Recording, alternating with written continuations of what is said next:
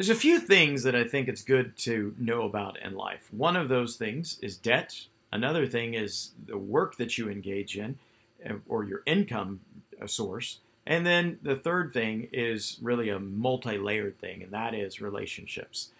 You know, interestingly enough, when we take the time to pause and we think about the wisdom of our world, there are a lot of different insights and sayings that can be shared with us.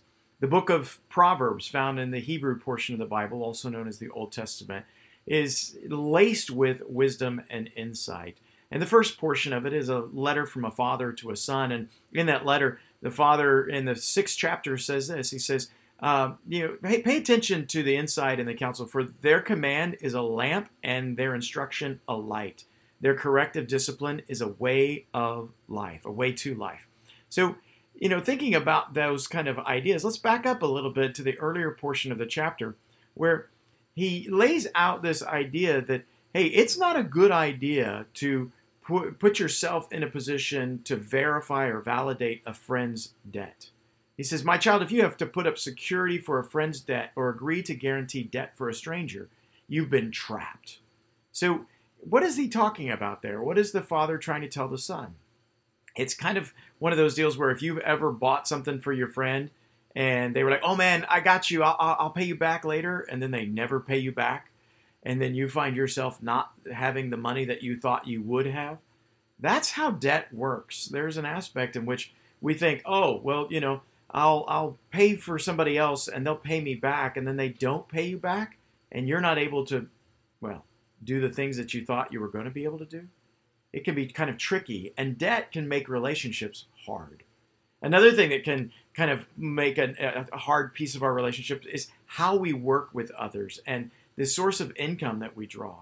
Now, if you move into the later sections of Proverbs 6, about 6 following, you see he looks at the ants and he says, look how industrious they are. They work all the time. Don't be lazy. And here's what I want you to understand is that, poverty is a result of many factors, but some of them are outside of our control. But one area that it is inside our control is the effort that we give to the work that we engage in. Poverty is not completely eliminated by your work ethic, but work ethic leads to the elimination of poverty. So be a good worker, because not only does it help you, but it helps you in relationship with those around you. Because the people that you're working for will see your work ethic and be impressed or encouraged, and they will speak well on your behalf, which could lead to a promotion or greater work opportunities. And it's really significant that we think about this relationally. And then the last thing that I want us to kind of think about is how the father is kind of reminding his son that, hey, there are some things in life that are just unacceptable. Verse 16 says, there are 6 things the Lord hates or detests. There are 7. First he thought it was 6, and then he made the list, and it turned out there were 7. Let me go through them real quick. Haughty eyes, that's pride. When you're arrogant and prideful, it kind of makes people, it makes them sick. They don't like being around you. Imagine how it makes God feel. Lying tongues. Well, we know when we lie, it destroys relationships. Imagine how God sees that and looks on us and kind of questions, why do you have to tell a lie? Just tell the truth. You'll enhance your own life. Killing hands. Those that are about to, trying to tear down and destroy. A heart fixed on evil. Feet rushing to the wrong. And liars and those who create discord in their own family. I don't think any of us look at those types of people and are going, yeah, those are the people we need to be around. Matter of fact, the wisdom walk that we are invited onto is one that is going to lead us away from those sort of things.